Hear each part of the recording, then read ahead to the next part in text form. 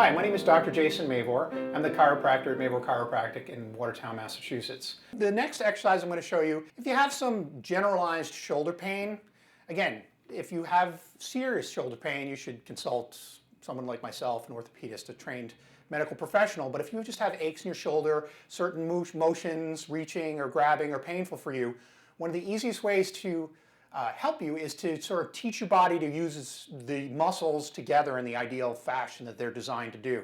And one of the ways to do that is through these simple exercises, which I euphemistically call the sword and the seatbelt. So what you do, you stand heel, buttock, shoulders and head against the wall.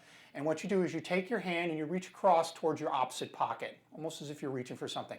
And you bring your arm all the way out and back until palm up against the wall. This would be the sword, okay? Imagine you're drawing the sword all the way out and your arm is parallel to your body. And it's also about shoulder height. You can see my palm is almost equal to the height of my shoulder.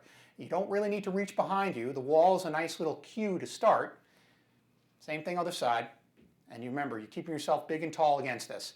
Now this exercise particularly targets the rotator cuff muscles. Those are very, very small muscles compared to the other big muscles in your body. Not a lot of weight is required. I would never suggest you anything more than body weight or 1 to 2 pounds. Even the biggest and strongest of you should not be using heavy weights to build your rotator cuff muscles. They're stabilizers. They need to move properly. They do not need to be big.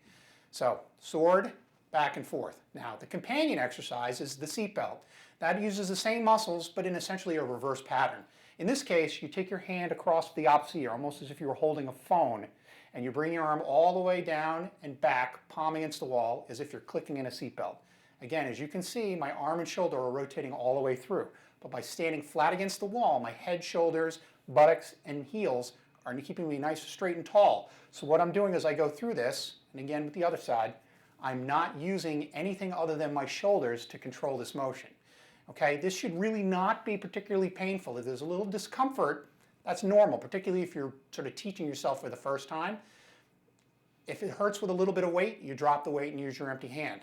If any of this causes more serious pain, you need to get yourself checked out by an orthopedist, a skilled chiropractor such as myself, and go from there.